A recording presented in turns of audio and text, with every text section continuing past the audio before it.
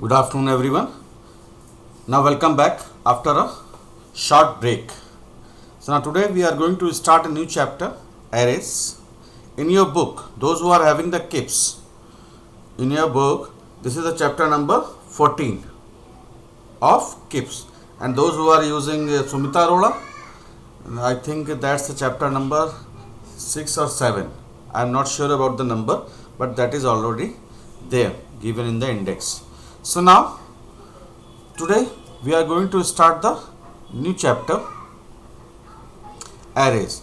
So before we start this chapter, first of all we will discuss why this concept array is required. So now look at here. So now first of all we will discuss the need of an array. So why it is required? Basically, till now we have learned about variables that can hold a single value. However, there may be situations where lots of variables are needed to hold similar and related data. So in short we can say, earlier till now we were declaring the variable for storing things. But now when you are having multiple values of same type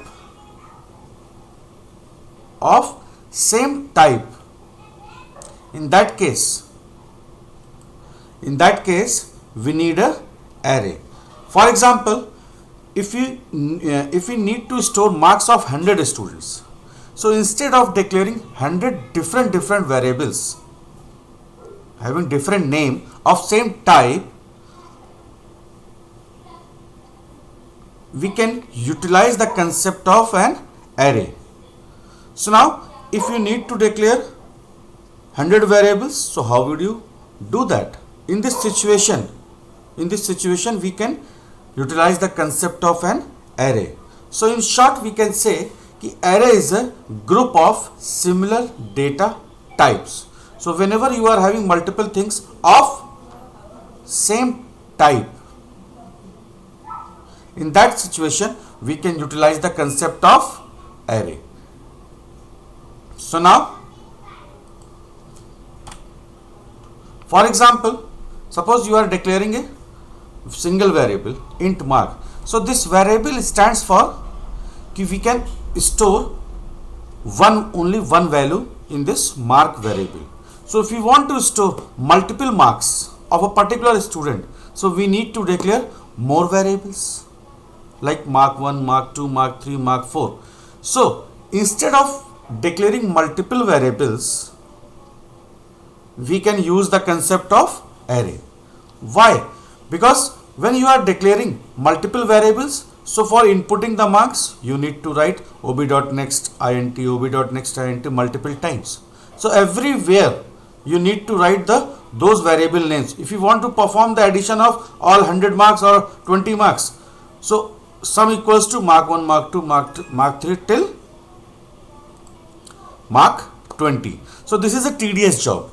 So with the help of array we can reduce this overburden, or we can reduce the programmer's task to write the lengthy code.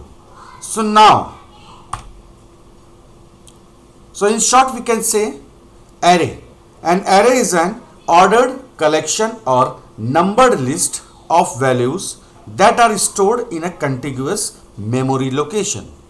The value stored in an array can be of primitive or non-primitive data types.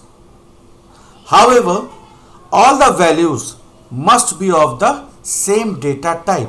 So the same thing here I have shown you in the definition, which we have already discussed in the previous slide. So again I am repeating. So in short, apart from this definition, we can say that array is a group of similar data type, right? The value stored in an array can be of primitive or non-primitive. That depends on your requirement. However, all the values must be of the same data type. This is very important. So in short we can say array is a group of similar data type in which we can store multiple values of same type, right? Now just move to the next slide. In this, now the next thing is the types of array. So basically we can categorize arrays in two categories. One is the single dimensional array and the second is double dimensional array. So in the ICSE syllabus, the double dimension DDA has been removed.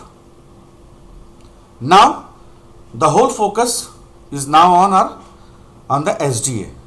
So now in case of SDA, SDA stands for single dimensional array. So first of all, let's try to understand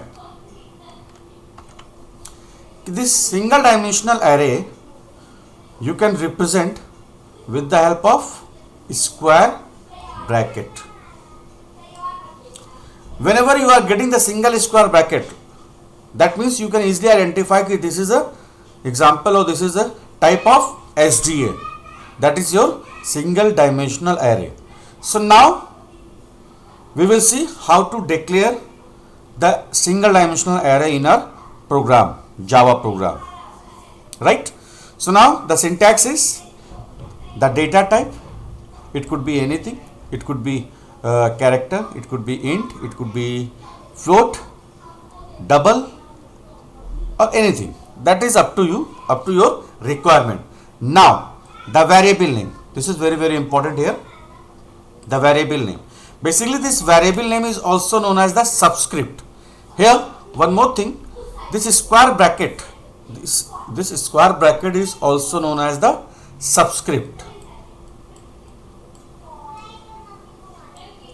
Subs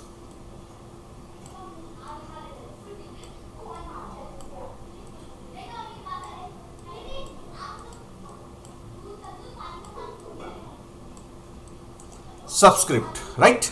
So this square bracket is a subscript. So before this square bracket, the variable name which you are giving here in this syntax, that you can say that is also a subscript variable. The variable name of your choice you can use, but must be valid.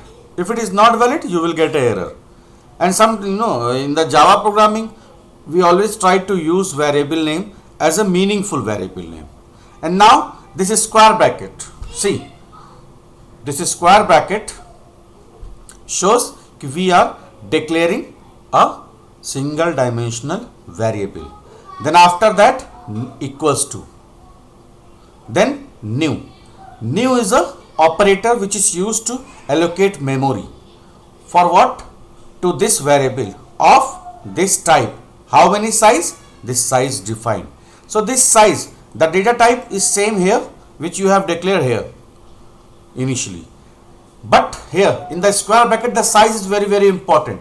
This size shows how many values you want to store in a variable of this type. So this new operator is allocating memory for this number of variables, right? So now there is one more way to declare.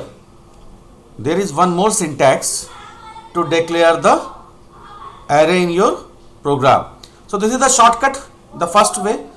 This is the shortcut in which at the time of variable only we are declaring, and at the same time we are allocating memory to that particular variable or variable of the same of the size which you have mentioned here. This size you can use the variable or you can use the fixed value also, like 5, 20, 100, that depends on your program. Now there is one more variation for declaring a variable. Now let's discuss again the data type, then the variable name, then the square bracket, then the semi-comma. Now see, in the first line here we are declaring the variable. Now this variable can hold multiple values. So this is a array variable. The type is depends on your situation or requirement. The next line, the variable name equals to, no square bracket here, this is important here, without bracket, equals to new data type, then size in the square bracket. So now the next line, what is happening in the next line? In this next line we are allocating memory. We are allocating memory to this variable of this size. So in the previous one, in the first line, the size is not mentioned. So this is a simple declaration part. But the second line shows the instantiation in which we are allocating memory to this variable of this type of the size is mentioned here, right? So this is the way we can declare variable. So that is up to you if you want to use this method or this method. Both the methods are same, but in the first one we are declaring variable and at the same time we are allocating memory also.